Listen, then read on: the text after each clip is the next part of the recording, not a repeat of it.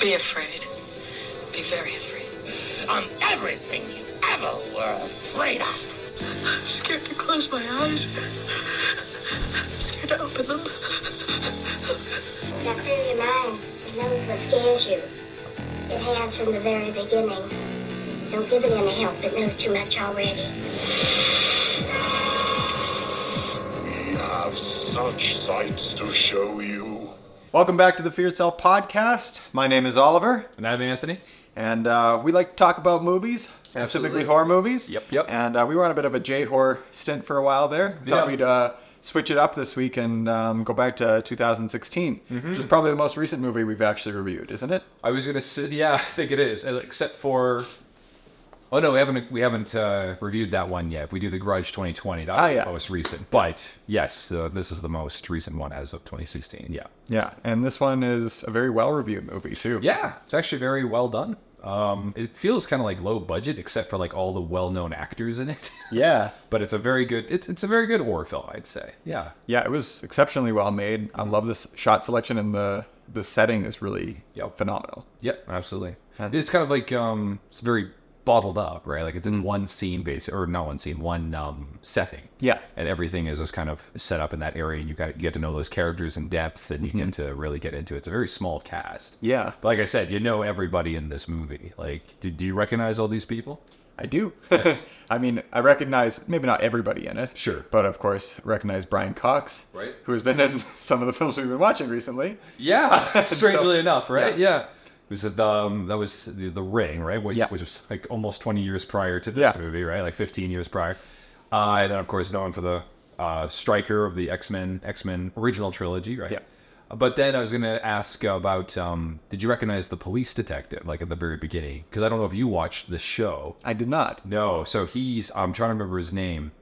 Unfortunately, the character's name was Bruce Bolton. Okay. So he played in the Game of Thrones show. Okay. Bruce Bolton there, so he's well known. It's pretty well known. I'll throw the guy's name in there too. Yeah, he's very well known. And then Emil Hirsch, the son. Yeah. Who's been in a lot of films in the past. I haven't seen him recently, but yeah, we mentioned Lords of Dogtown. Yep, that's right. He's not skateboarding in this at all. No, he's definitely older. Yes. But no, it looks good. Yeah, and I didn't recognize the person who's actually playing Jane Doe in this either. She doesn't seem to have that many other links that I could find, but sure.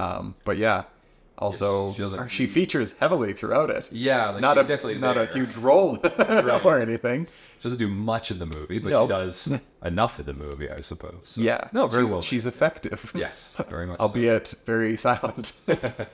But it's it was I think the thing that made the biggest impact was really the setting for me, because it reminded me strangely a lot of Paranormal Activity. Sure. And the reason for that was just the shot selection. Since it's a small space and a small cast, each room's really distinct, and so you kind of always know where you are in time and space throughout the movie. Yes. And so, for instance, things like the mirror is excellent. That rounded mirror that lets you see around corners.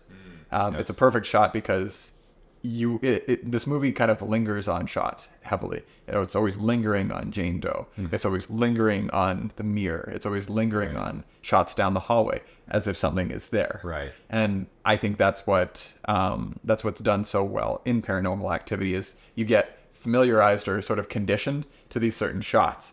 In Paranormal Activity, it's the shot down the hallway.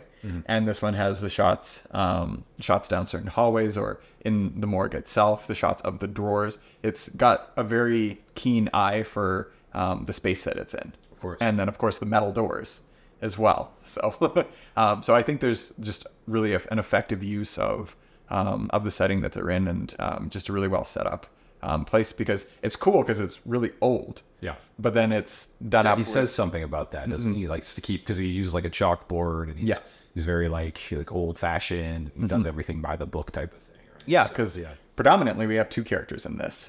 We have father and the son morticians. Exactly. The Tildens. Wonderful. And it's been, and I think it was his father's as well. Obviously. Oh, that's right. Yeah. They've all been morticians. It's a business. That's right. It's like a family business. Yeah. That'd be very morbid. Could you imagine being a mortician with your father? No kidding. He's like, I don't want to do this, but you kind of fall into the family business. You're like, what's your family business? Oh, we kind of deal with dead people.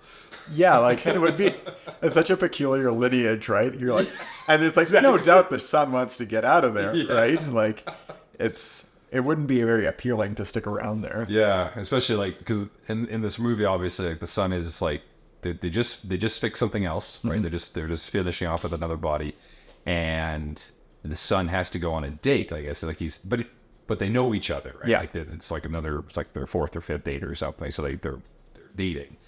But yeah, it's kind of funny because she's kind of into that. Yeah. Like, she asks about like, can I see a body? Like, Yeah. do all this stuff. Well, So it's kind of a weird little dynamic there. Yeah, well, I actually really like the dynamic, and it's the setup's really good too, because the opening at the very beginning is a crime scene, and we're inside of a house, a family, and it looks like there's Slaughtered everywhere. It looks like gunshots or just like massive gore. Of course. And then found in the basement, buried partially, is the body of Jane Doe, and her look and what they do with like the makeup and probably the prosthetics and everything with this too is incredible. Because she's so pure. So undamaged. Nothing appears wrong with her.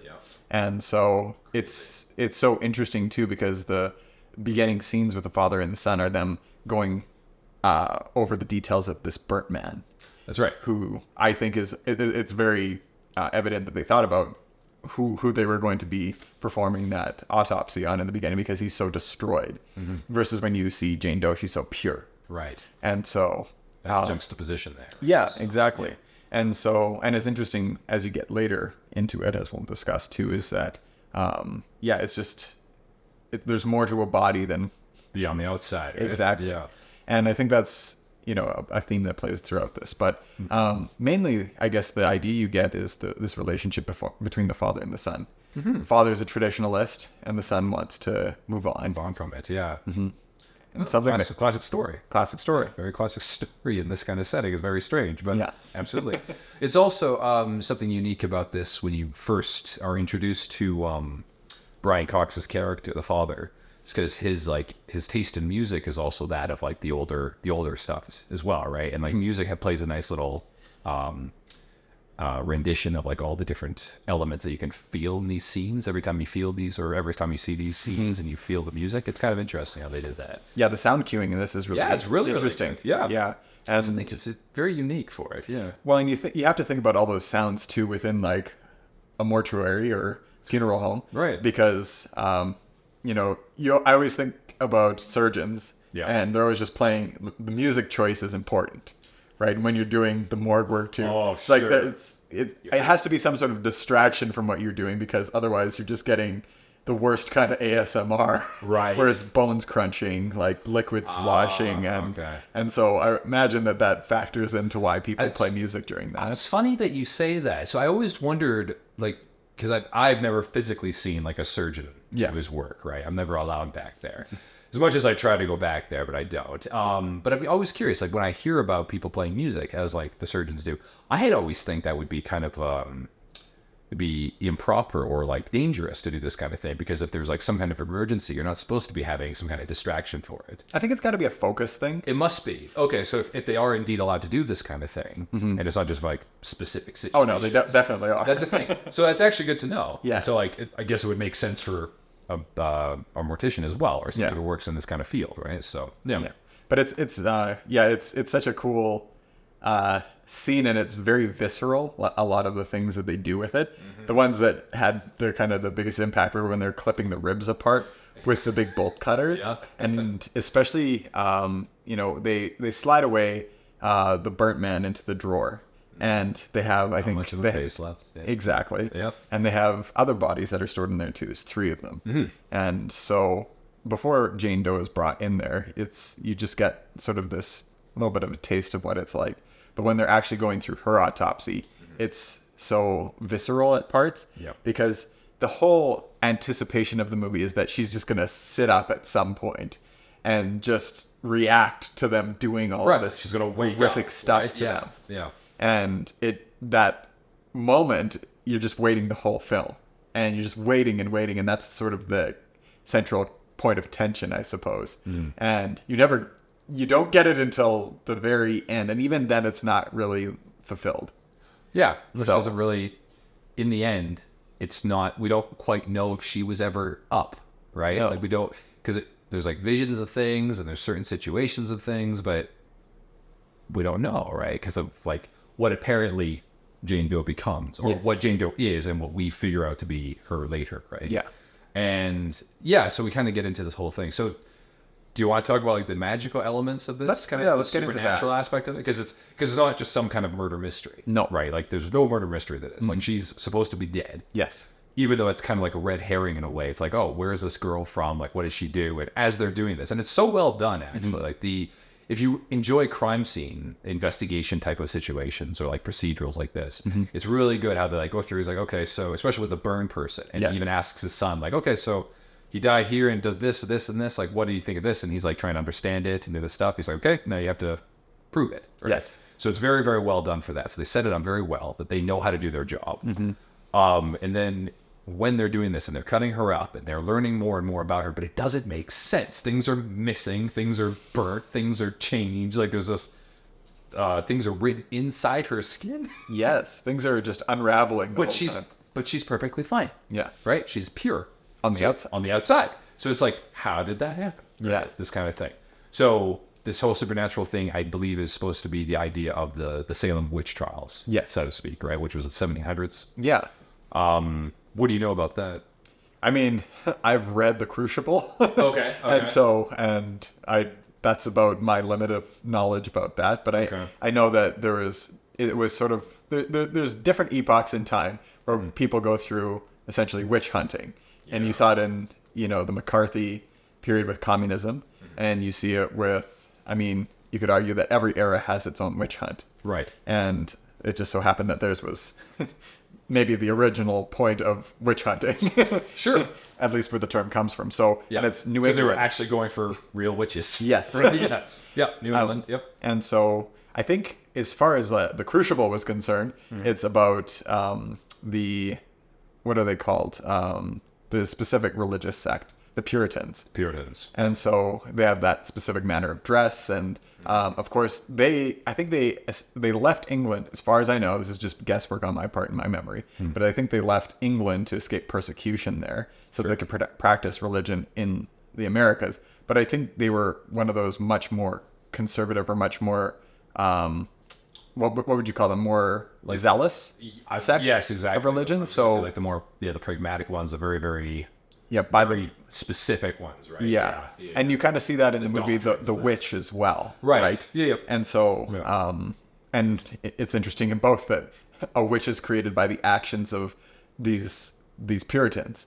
And so they bring about sort of their own greatest enemy. Right. There's no Black Phillip in this one, but, there is still that aspect of torturing a young woman and actually creating this being and this monster who seek revenge. Right. And then people who will come after her. A witch, right? Yeah. Yeah. And that's just so interesting for her, because and as they're talking about the Salem witches, after they discover like Roman numerals inside of her skin and like mentions of the Bible. Yeah, they have Leviticus verses. Leviticus, right? Yeah. So there's funny interesting little things in there. But then the father even goes on to say like this is like all those girls were innocent. Like there was like witches don't exist, like this whole thing, right? Yeah. So this world is definitely based in reality. Yeah. But these are very just grounded. Yeah, exactly. But these characters are definitely brought into something that is just can't be explained for it, right?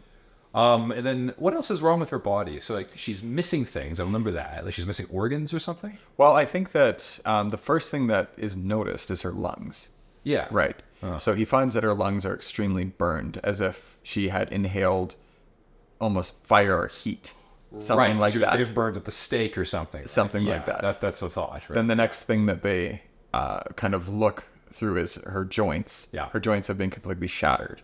Right. And so they initially run with the assumption that she was, it was a drug sort of situation or prostitution sort of thing. Sure. And since you're not thinking witch early in the film, you're thinking along the same lines they are. True, yeah. She's buried in the bottom of a house or in the basement or whatever. Exactly. Sure. There's got to be something going on there. Yeah. But I think there is always that suggestion that there is something more to her body because you don't actually get.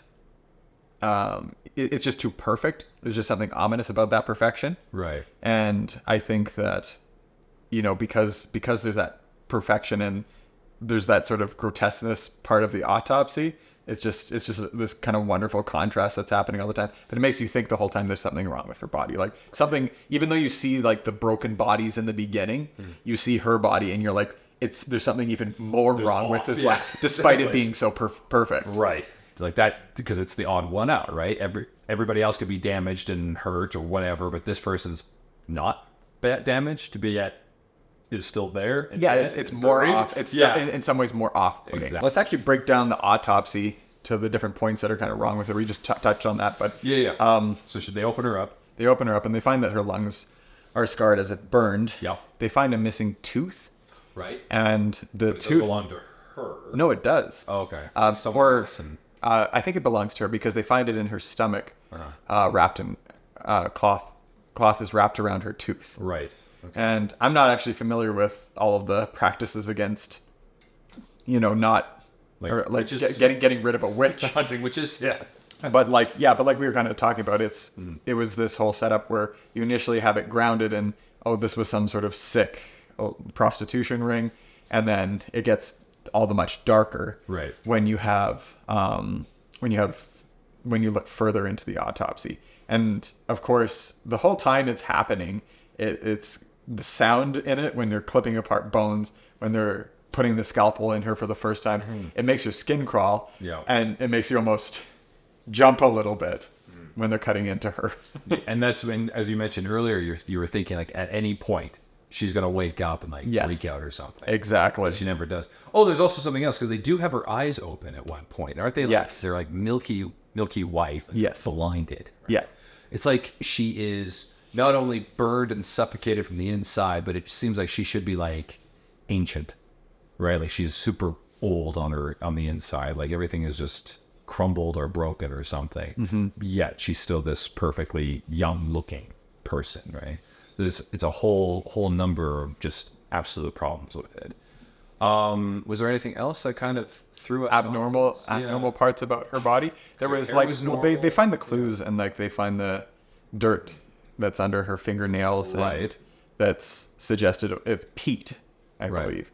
And they initially think that the peat was something that was used to sort of preserve the body, I suppose. Or I can't remember if peat seems like it would deteriorate bodies faster though, because I figured it would be acidic because that's swamp material. That's right.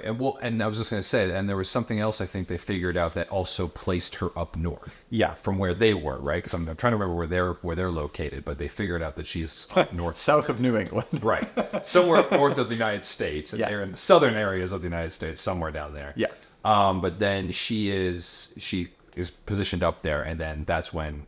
What was his name? You said Austin. Something, right? Austin is the son's name. Austin is questioning like, well, how did she get down here then? How is this possible?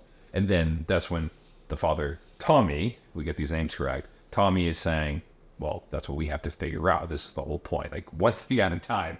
He's very pragmatic that way. Yeah. He's so methodical, and I love that about it. Where it's like you get snippets of clues, and then he corrects them, and he's making sure that he's following this very specific line of reasoning. Exactly. And one thing we obviously have to talk about too is that the mother died in their relationship, and that's what has caused this sort of rift between the two of them as well. And she passed away somewhat recently, was it? I believe so. I think it was 2 years prior. Right. Because Tommy's talking to his girlfriend Emma, and Austin. Sorry. Yeah. What did I say?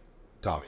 Oh, yeah. Yeah. Tommy's the father, right? Yes, okay. Austin's talking to Emma. Yes. And he says he wants to stay behind and help his father with the autopsy because he needs help right now. But then she says it's been quite some time since his mother passed away.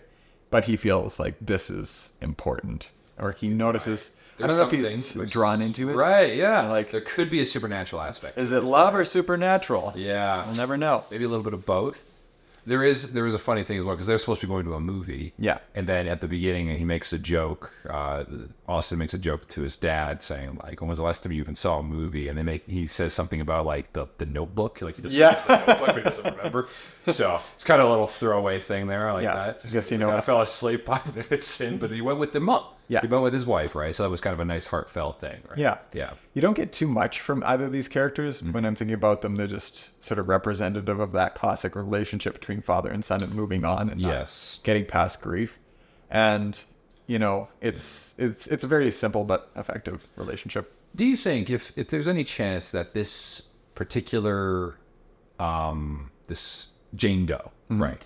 So she's a witch for the time being. We'll call her as like this witch character who has some kind of supernatural aspect to do this stuff. And as I just mentioned, like Austin is kind of drawn in to want to help his dad this one time, even though he had made plans earlier. His dad gave him the okay. Like all this kind of stuff was gonna be fine, right?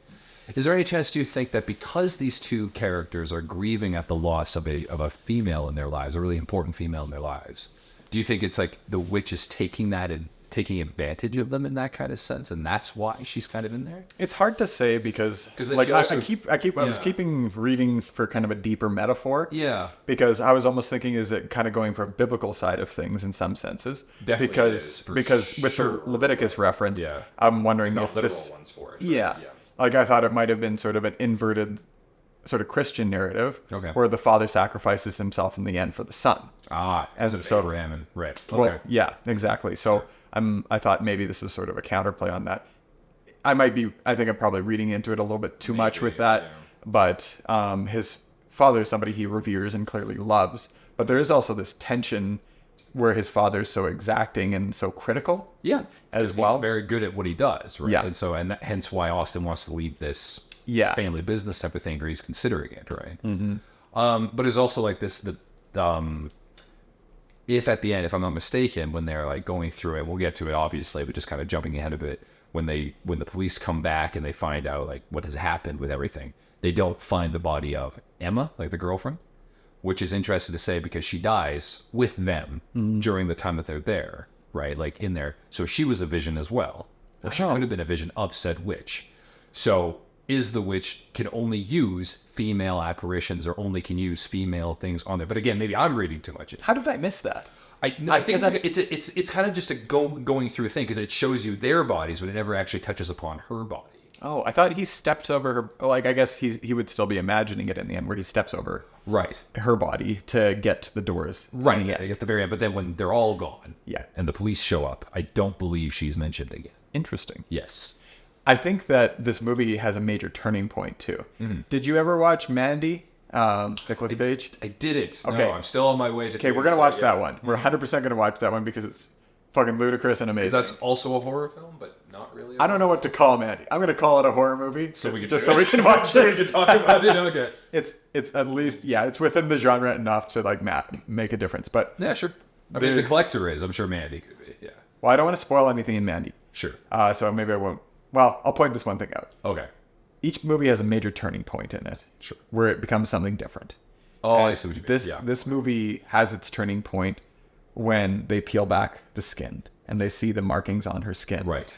And then you get this fantastic, everything goes dark, and then all of the doors to the morgue are opened. And it's such an incredible visual because it immediately sparks that fear in your head Absolutely. where you're like, oh, It's not set in reality anymore. No. This is definitely supernatural. yeah. It was the moment you're waiting for the whole film, and you're like, Right. Yeah. it's weird because Saw you the finally trailer, you can yeah. finally breathe out. Right. And where's the jump scare? So it's the jump scare. But Yeah. this is it. This is like when it kind of starts becoming that. Sure. Yes. So you're saying Mandy also does something similar in this regard? it's a 180. Right. Okay. I don't even know what you would call it. It's like a 540 anyways. Right. So, but Spins you around. exactly. Gotcha. This movie takes maybe less of a dark, crazy turn. Yeah. But it is still that breaking point Mm-hmm. where now we're dealing with the supernatural. Now this is a horror movie. Now this is where we're going. We're breaking from convention Mm-hmm. and we're into completely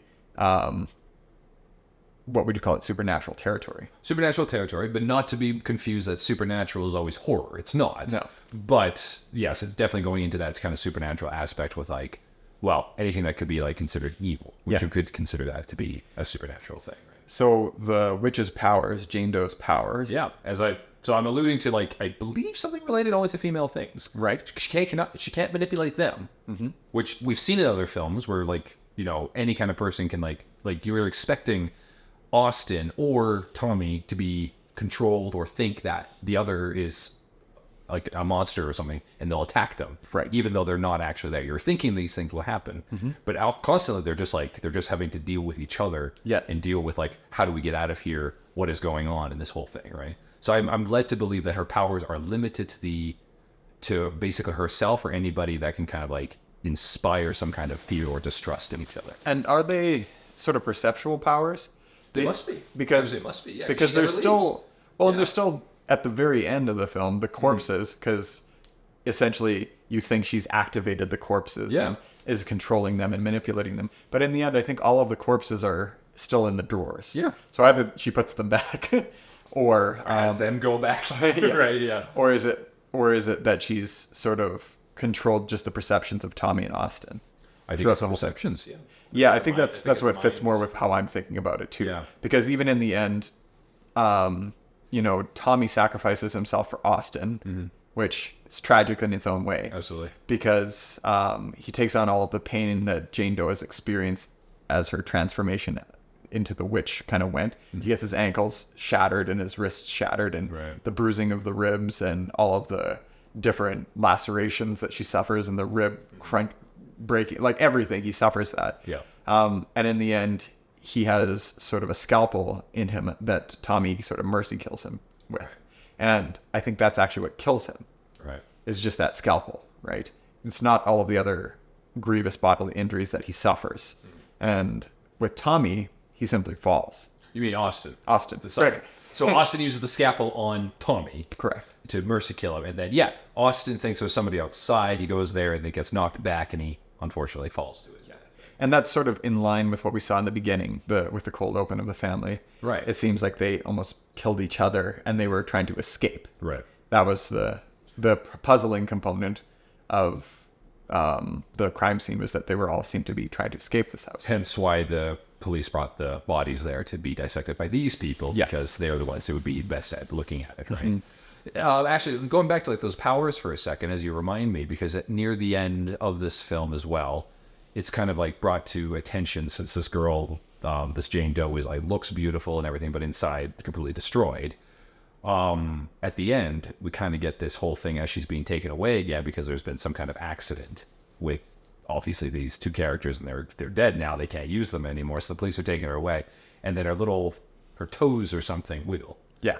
So I think there's also a sense that she preys on the people who are hurting for some kind of reason, and then she kind of, and as you just said, like how Tommy suffers from all the things that she had, she's basically taking in like his energy and becoming whole again. Okay, so that idea of kind of targeting people who are fragile. Right. And basically use it like, I'm going to use this term like a life essence, and then basically using it to like heal up herself. Because I'm betting, should they have ever made a sequel to this movie, which I don't think they did, nor should they, but if they did, then I would say like this woman would wake up. Her eyes would not be clouded over anymore. Her lungs would look fairly healthy. Like she would actually seem more human-esque. Interesting, yeah. So I'm thinking even before is she going to walk again one day? Well, that's the insinuation from this little toe wiggle or whatever, right? But then it also leads to question, what did she look like before that first family was murdered? Right. So did she look older? Did she look like she was more decrepit on the outside? And that's just what healed her, right? Interesting. Yeah. So you Actually, think that Jane Doe's trying to make sort of She's trying to resurrect herself. Yeah, exactly. Okay. Yeah. Interesting. Yeah. That makes sense. Yeah, it fits well with witch cult, witch lore, I would say. I'd say it fits well with witch lore. It might also be something to do. Was the fire guy part of this investigation? I don't believe he was. No, I think he was separate because I think because his was he died of a subdural hematoma or something like that. Okay. Because he fell and hit his head, and originally Austin thought it was smoke inhalation, but that was sort of the correction. Right. Where it's like, you have to look closer, and looks up the brain and indicates it. So if we look at the bodies afterwards, the ones that died around Jane Doe before she was brought in, there may be causes of looking at them and maybe their skin or something is kind of changed, and then or maybe it's all harmed on the inside, because with Tommy you don't actually get to see his injuries because they're all internal. Right. The significant ones, obviously, there's the scalpel in his chest that indicates that he's killed that way. Right. But yeah, that's a very interesting thought. Maybe she's sort of repairing her internals, and there is one perfect part of her, yes, which is her brain. Yes, that's right. Because that's fully intact. And when they look at it too. They look under it under a microscope, and there's still activity, indicating she's not dead. Right.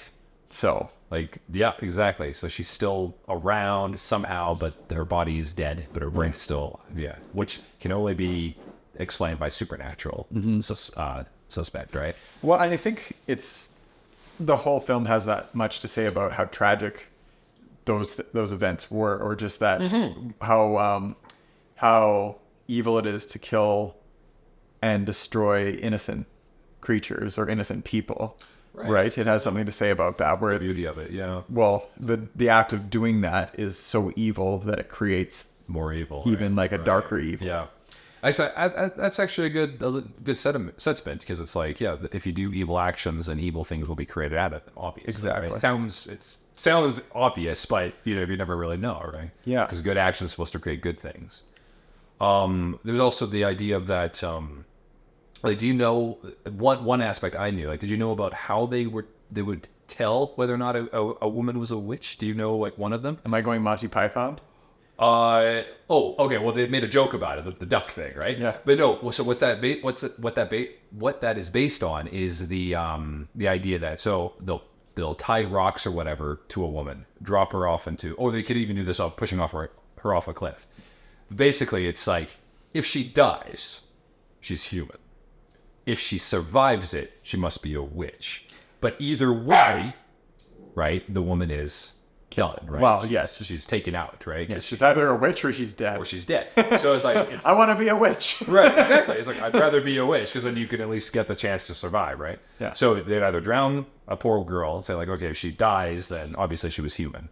But you're like, what? Yeah. Where's the justice in that? I think The Simpsons makes fun of that too. They absolutely do. Because they do it with like Maude Flanders, and I think they do it with that, and then they also do it in Futurama with Leela. Yeah, they do. But that was a different one. That was the Brick Road one. Yeah, the Anthology of Interest #2. Yeah. Yeah, and that's when she just hits her head. She has a dream, and she's the Wizard of Oz, essentially. Yeah, she becomes a witch. Yeah. There's no place like, I want to be a witch. And then Marge Simpson is the witch in the other one, right, with her sisters, and then By the way, check out Bite My Shiny Metal podcast, Anthony's podcast, Futurama. Absolutely. Shameless plug. Anyway, thank you very much, and hopefully you'll be able to join us for one of them, because it's horror themed, with season 3, episode 1, The Honking. But that will come out a little ways from now, so like a few weeks away. We're going to take a little break. We just finished season 2. Looking forward to it. Yeah, absolutely. We hope. I definitely hope that you'll be in there for that, because it'd be a really good kind of crossover. Perfect. Yeah. One of the things I actually wanted to talk about too is the nudity in it. Okay, sure. So I think that it's like the dead person nudity. Yeah. I don't remember much nudity in this. Well, I think it is important to talk about, because like there's actually a fair bit of nudity in it, and it's so clinical, right? There's something that's like it's interesting that you don't even notice it. Yeah. Because she's a dead body. Yeah, but I think that's why it's so interesting that it's done so well. It's just the starkness of everyone's death in it, where you have the old woman with her lips sewn shut and her eyes sewn shut. Yeah. She's one of the bodies that gets activated. There's the burnt man, and then there's like this pristine person. There's all of these people in death, and you just have that human instinct to not see them as anything else but corpses. Yes. Right? Even though she's perfect and in some senses really beautiful. Yeah, absolutely. You just can't it's just very clinical. You feel weird admitting that, but yeah, of course. But it is interesting, like that clinical nudity that's in it. It's not it's not sexual. All the characters are like very desexualized in it.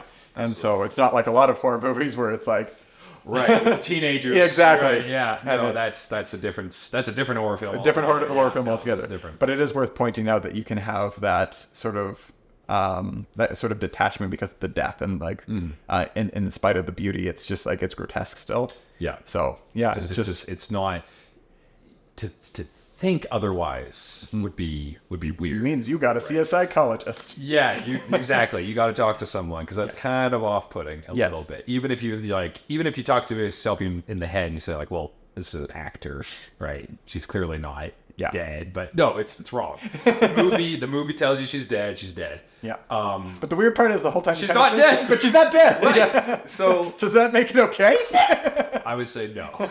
I'd still say no, because in all terms and purposes, she is absolutely. Her body is dead. her brain is alive. Yes. And then that's what kind of changes, right? The sound cues in it are incredible too, because aside from the iconic shots that you get in it, you get these wonderful sound cues with the radio too, because you pointed out the music and him listening to classic rock. Classic rock. And the I think the score here and there. But then she keeps changing it. Yeah. And she changes it to sort of the creepy old, the old school 1930s kind of like. It's not a hymn or necessarily, but it's like, I can't remember what the line is. I wrote it down here, but it's like, it's all about the devil. I learned to hate him so. Where it's like that kind of like extremely positive sort of Christian thing, and that was there. It's like a Christian hymn or something. Yeah. Christian lullaby, not a lullaby, but Christian music of sorts. Yeah. And she keeps playing that ominously because that's sort of what was her. That's what destroyed her and created her. Right. So. Yeah. And. Would you be willing to see a prequel of this Jane Doe, like to see how this would have happened? Do you think that's a good movie to make, or do you think it's better to leave it kind of ambiguous? What do you think? I think it is more effective in the context of this film to make it more that way. Now, I think one that we could watch together is The Witch, because because it sort of does that. It's that period piece, that extremely effective period piece. Yes. That shows not in the torturous sense of making a witch, but a witch she in the end, the daughter in the film, The Witch, chooses to become a witch. Right. And it's sort of this choice, a voluntary choice. So I guess they're different in the sense of how the witch is created. Right. But yeah, I would say that if you want to see something that's like that and that has that idea, I think it would be a very cool film. But I think The Witch has already done it so effectively. Even if it's not the same mechanism for making Witch, it's still a good film for that. Exactly. Right. Yeah. So to make this one would kind of be like a little redundant, and I would take away the mystery of this one. Well, because they do such a good job in The Witch of even mimicking the dialect. Yeah. And the way they speak, like they took so much care with making that's this. Good. And so that's really nice. I don't know that. Could you do it better? I'm sure you could, but it would just could you? Art's so subjective. Yeah, it's nearly if it's perfect slightly movie. different, you could always have two good witch movies. Yes, but then of course, there's always going to be the comparatives. Right? Yes. No, that's fair. I just always wonder, like, is there something more that could be like you get a little bit of that lore, that nice juicy lore about like. You're all about that lore. I am all about that lore. If you look into these kinds of things, but it doesn't really matter. If you look at the setting of this movie and like the whole reason for this movie does not matter. It's supposed and it's almost better that it's not there because of the mystery. Right. And I think that's the point. Yeah. Right. So maybe it's better not to have that age-old prequel. Yeah. Although I'd be very curious to see like what was going on. Well, I think we should watch The Witch then, because just to satisfy sort of that craving for it. Yeah. Well, because it's such an interesting setting and time, right? It's excellent, and you have adaptations of. I just remember watching The Crucible with who's in it? It's not Natalie Portman, is it? Oh. Or is it? No, it's Keira Knightley, I think. Keira Knightley. Okay. And so she plays like Abigail in it, and so like you have all of these people who are dressed up in that garb. But it's a bit of a silly movie in some way because it's an adaptation of the play. Right. And so, but I still think it's really good. The guy who plays John Proctor knocks it out of the fucking park in that one because he ends up choosing to die essentially. And then, anyways, spoiling other things. Got another good movie to watch. Though, yeah. Right? So a good play. And but yeah, this movie overall, for something that's short, there's like sort of these one-off horror movies that are beautiful, where you get things like this. I would say The Ritual's another good example. Sure. It was one of the first ones I covered on this channel. Yeah. And you just get these kind of beautiful one-off ones. And that was about a witch too, actually. Interesting. Yes. Sensing a pattern here. Maybe we should has witches in it. I guess it's...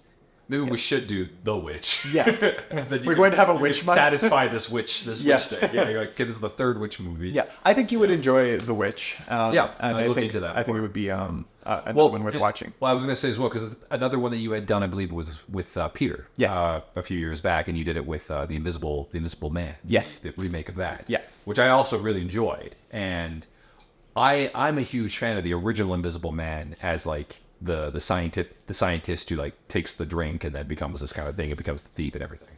but the technology in it is kind of an interesting adaptation. Yeah. Reason I bring it up is because it has that lingering sensation that you mentioned in certain scenes, right? So lingering shot. Those lingering shots, and you're like, oh, is he there? Is he there? And you know he's there. And it kind of has that similar feel here, right? But this time I feel like she's not. Yeah. Right? She's not there, but you think she's there. And she's gonna be there, but she never shows up. And you're just like, it's an anticipation. Yeah. So I think this movie does give you that that feeling of like a horror sensation, but it doesn't really give you like the scare. Yes. Do you know what I mean? The atmosphere is there, but the scare is not there. Yeah, there's relatively few jump scares in it. There's a handful, but I would say you could count them on one There are creepy things, yes, for sure. Absolutely, it's unsettling. Unsettling is a good word for this. Yeah, unsettling, creepy. Wouldn't call it scary, but I would still call it absolutely a horror film. Yeah, I would say that I have felt a lot of like, what emotions do you feel in this? I feel like the autopsy itself, that sort of that clinical, like a little, ooh. yeah, right, because it's weirdly when you think about medical stuff and when you think about autopsies, they're weirdly this sort of extreme violence that's taking place that everyone's agreed with. Yeah. You know, we're just. Well, it is on a dead person. It is. Right. So technically dead. Technically dead. Technically a witch. And she's a witch. Who cares? She's a witch. They actually try to burn her at one point. Oh, that's right. They try to burn the witch. Yeah, they tried to burn the witch. Like you got to have a burn the witch scene in a witch movie, I guess, right? It's like an unwritten rule. Yes, that's very true. But no, I mean, so as a horror film, like we'll talk about as a movie. I think you and I can agree it's a very well made movie. There's some really good acting in it, very well made scenes, music scores, all that fun stuff. Everything is really good. The camera work is great. Yes. As a horror film, where do you put it? I rank it pretty high because I think, like, when you're thinking about a horror movie, is the main purpose to scare you? In some senses, yes. Yeah. And this movie creates that great tension and that grotesqueness, and it does have some jump scares in it with the reveal of the bodies coming out, yeah. and then the effect of use. Yeah, right. So I would say that there's at least enough scary components in it, and it's not terrifying. I would not put it in that category of like, terrifying, but I would put it in that category of unsettling and grotesque. And also conceptually, it does more to your head when you think about the film than what you actually see on the screen, which in my mind or my opinion is largely the most effective. Or like that's almost the hallmark of a great horror film. Yeah, it's like it almost that way, right? It's like because you can still use gore and you can use gore effectively and it can be scary for sure. But I would say that sort of that implied violence or when it's playing with your head a little bit more, that your imagination takes over. Exactly. The Ring was a good example of it. I was just going to say, The Ring does that a lot. Okay, I hear what you're saying. I would say it's definitely unsettling. And it definitely does, because although it does have like that fear atmosphere, as I mentioned, I do put it fairly high as a horror film, but what really gets me is just I want to learn more about Jane Doe, and I'm kind of drawn more to her as like a being than anything else, and I care about what happened to those characters, but I care more. Like I think I got drawn in too much because I didn't get explained enough. About what could have happened with her. Isn't that good though? It is and it isn't, because I'm also the one that wouldn't be opposed to having like a prequel about her becoming said witch, right? Just to kind of give you that backstory, but you don't need it. And I understand that's not the case for this film. It's supposed to be about these two characters. So as that's my own personal thought myself. I would keep it at that. But I'd say I would agree with you. Unsettling for sure. Has a few scary instances. I wouldn't put it as like keep me up at night. Yeah, right. That's fair. Yeah, but it's still very much horror. Yes, and it's still very much supernatural horror. So I would say that for me that how do I want to word this? I think that there was some parts of me that were wanting a little bit more, because I think when I was watching the movie, the one thing I felt I was grasping for the whole time was sort of a metaphor. And it was a metaphor I never really found, or what was the what was the theme? What was the point of the movie? Right. I don't think there was. Like there was themes that played throughout it, and maybe it's just like the overzealous English major in me that just keeps wanting to look for these things, and maybe I just missed it. Sometimes you just miss the point of a movie, and that's fine. But I think I was just searching for that sort of next level step. Where's the relationship? Right. Like I want to connect. Is it a work of art that it has some kind of underlying meaning that you define? But I honestly don't think it needs it because overall it's an effective movie and it's fun. It's a really fun movie to watch. It's amazing how many movies you think would have that and they don't have that. But I don't think you need to go deeper sometimes. No, and I think that's the same thing I was looking for, but it's more so to do with like the history. It had a few more flashbacks of said Jane Doe. Okay. Maybe you would have got said meaning, but I don't think it was really necessary for what it was. I think you got a lot of the underlying meaning, like maybe this is me just spitballing last little thing was because the instance of the two of them in the relationship is about the mother that had passed away. Mm-hmm. Maybe there's something to do with like the idea that female like representation in their lives. Yeah, and what this Jane Doe body does, because it's an unknown female corpse that has all these weird things in it, and it's just causing so much confusion, which is what the mother's dying would have done to their relationship. Maybe that's the thing. Yeah, it's such a weird thing to take away from this, right? Yeah, I guess if you really want to stretch a metaphor out of this, I wouldn't recommend it. Yeah, but that's what I could say from. Yeah, well, maybe to build a bit on that idea, then is that you have these two characters who between them they're sort of separated by the death of their mother, right? And then they're sort of almost brought back together by this other yeah, right. But I'm like, does she pull them together though? Yeah, in a sense, pulls them together in order to like, or is it like from some other afterlife thing that the mother has pushed this witch creature person to bring them to her in death? Like, or is it some kind of fucked up way of thinking like she's taking it too far? Exactly. But that's the whole, right? That's the meaning that you're looking for. Yeah. And you can find that with any film. Yeah. So I think in this case, probably not. I think this is a great example of less is more. Right. Where it's just better the way it is. Who are morticians, family business, and a witch. And a witch. And they are figuring out said witch case and unfortunately meet their demise. Yeah. And that's just the case it is. But overall, I think this movie is a well-made film. Watch it. Yeah. Definitely well worth watching. Yes. And if you don't like it, totally understand. But I think for most horror fans, they could see the appeal. Yeah, absolutely. I think this is a movie that is more accessible to people who aren't loving the horror genre either. Yes. Because I think that there's enough groundedness in the beginning and the setup and everything that makes it a much more it's a really tight movie, a really good script. Yeah. And it flies by. Yes. You watch it real quick. Yeah. So what is it, like a 90-minute film or something? Yeah, it's quick. Yeah, it blows by. So yeah, overall, go check out Autopsy of Jane Doe, and that's a fun one to watch. Yes. Anyways, Anthony, thanks again for joining me for the Fear Itself podcast, and thanks for the audience as well. And remember, everybody, there's nothing to fear but fear itself, and witches.